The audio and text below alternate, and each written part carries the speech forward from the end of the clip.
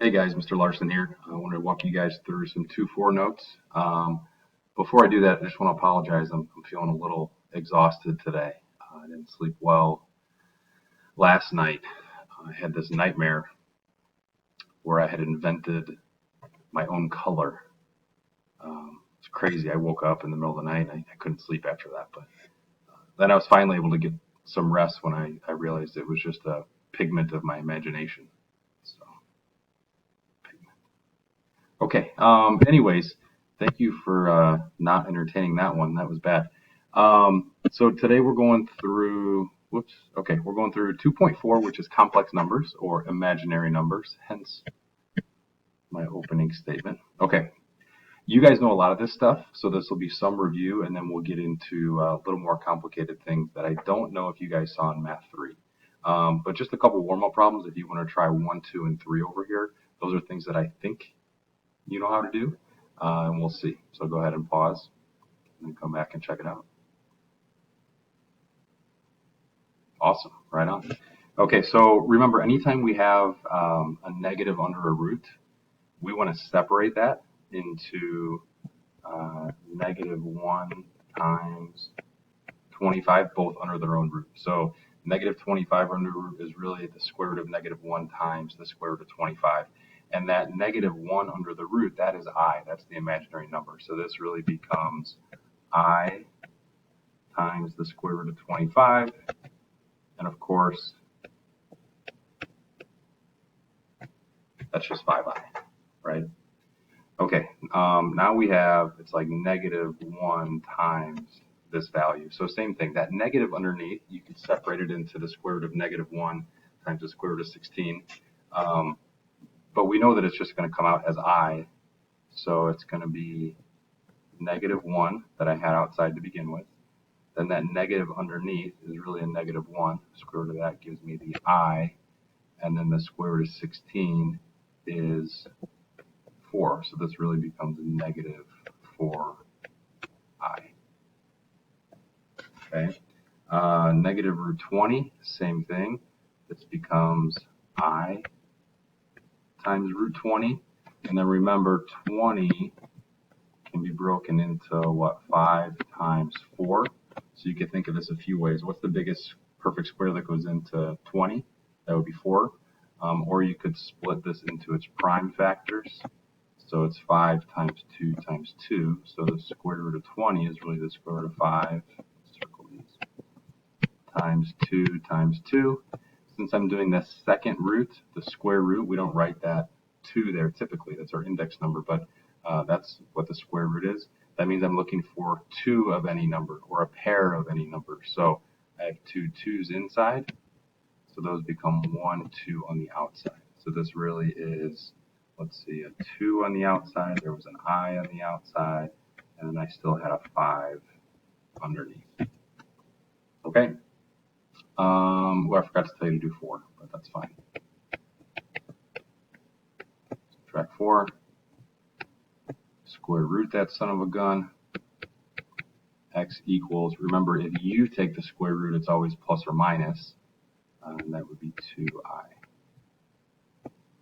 Awesome. And then just for our foundation of these imaginary numbers with I, the square root of -1 is I. Okay. I squared is just the square root of -1 times itself, right? So it's like square root of -1 squared. Well, the squared and the square root offset each other, so that just becomes -1. I cubed, think of this as I squared times I. So I squared times I, just -I. Okay. -1.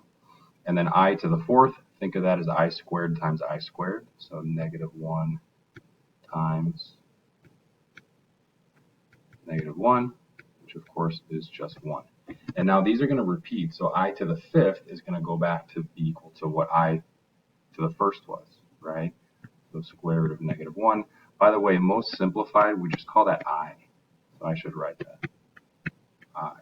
Everything with a box on it is what we consider the most simplified. I to the sixth is going to be -1. I to the seventh, -I. I have the eighth, 1. So you can guess I to the 9th through I to the 12th. Same pattern. So you can, whatever your exponent is, you can divide it by 4 and whatever that remainder is. So if it's like 5 with a remainder of 2, it'll be equal to I to the 2nd. Okay. All right, so let's talk about standard form for complex numbers. A plus bi. So complex means it's made up of a real number and an imaginary number. Okay, a real part and an imaginary part. So a plus bi, you could call this c plus di. It doesn't really matter, but the part that has I attached to it, of course, is imaginary, and the other piece is the real number. So if you have two complex numbers, a plus bi equals c plus di, they're only equal if a and c are the same, and if b and d are the same. Essentially, what we're saying is real is only going to equal real, imaginary can only equal imaginary. You can't really cross that line of a real number equaling an imaginary number. It's never going to happen. Okay, so real has to equal real. You ever hear that phrase, real, recognize real? And that's just my old school pickup basketball games in college. I don't know. Okay, so find a and b. So a plus bi equals -4 plus 7i. So I want to recognize the real part. So a has to equal -4. I don't have anything to solve for, so I'm done with that part. And then my coefficient b has to equal 7. Okay, so that's a pretty easy one. Number 6, there's no I here. There's no I here. So those are the two real parts. So set up an equation. A plus 6 equals 6. Subtract 6, we see that a is equal to 0. And then 2b, that's the coefficient for I. -5, that's the coefficient for I. So those have to be equal. 2b has to equal -5. So b would equal -5 over 2. Cool. All right. Multiplying roots. So what you want to do first when you're multiplying two roots that both have negatives underneath is take care of the negatives individually first. So for example, this -8, we need to separate into -1, root of -1 times root of 8. Okay, times square root of -1 times the square root of 2. So I have 2 of these multiplied together, the square root of -1.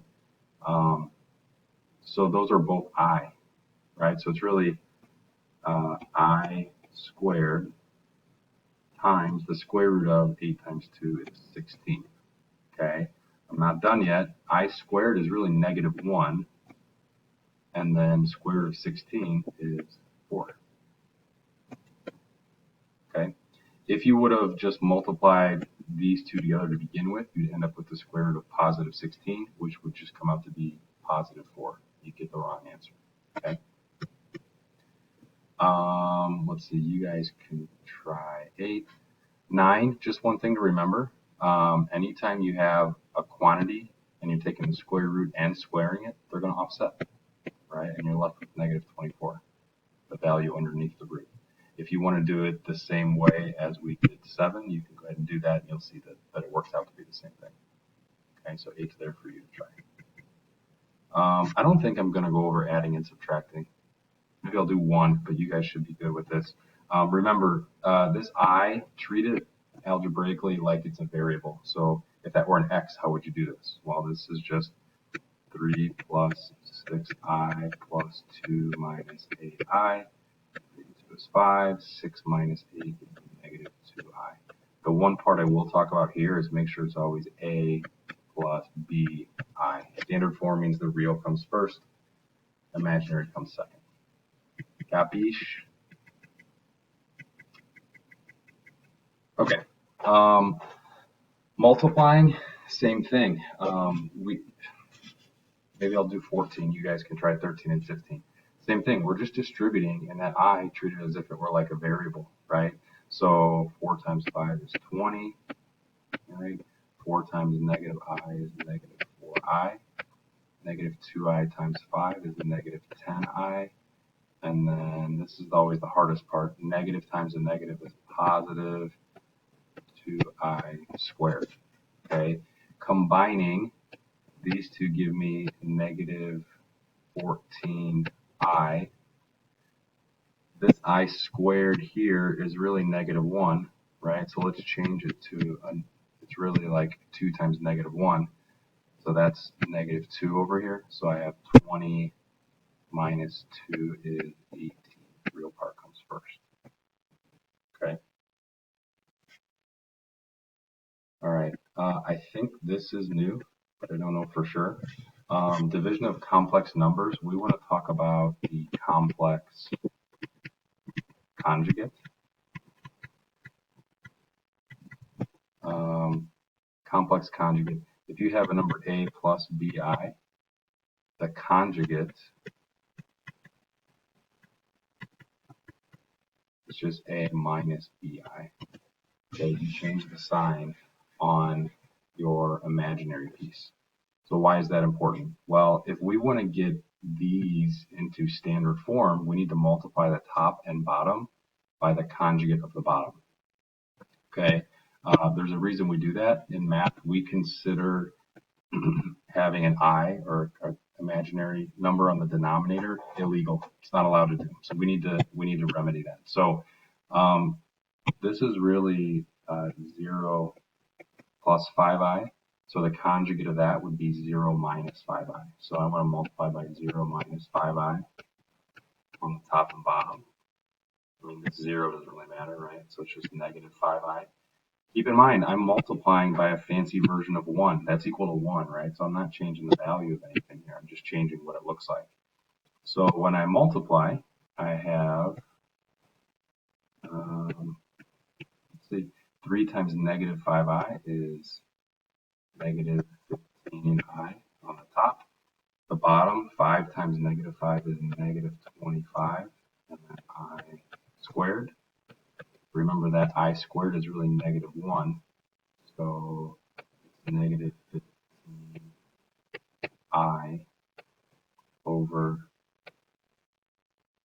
positive 25. And then lastly, I just want to bring that I out in front there, or behind, I guess. So negative 15 over 25, let's reduce, that's really negative 3/5 I. That's in standard form, 0 minus that. Okay, so let's do something like 18. I want to multiply by the conjugate of the bottom, so that's 7 minus 2i. All we're doing is multiplying by the conjugate, change that sign. Okay, so I need to distribute on the top and bottom, so it's going to take a little bit longer. So let's see, on the top I get 42 minus 12i minus 7i plus 2i squared over 49. Then I have minus 14i plus 14i. Those are going to offset. That'll always happen. Right? Those will equal 0. And then minus 4i squared. So on the top, I have, let's see, this I squared is negative 1. So the entire value here is really negative 2, right?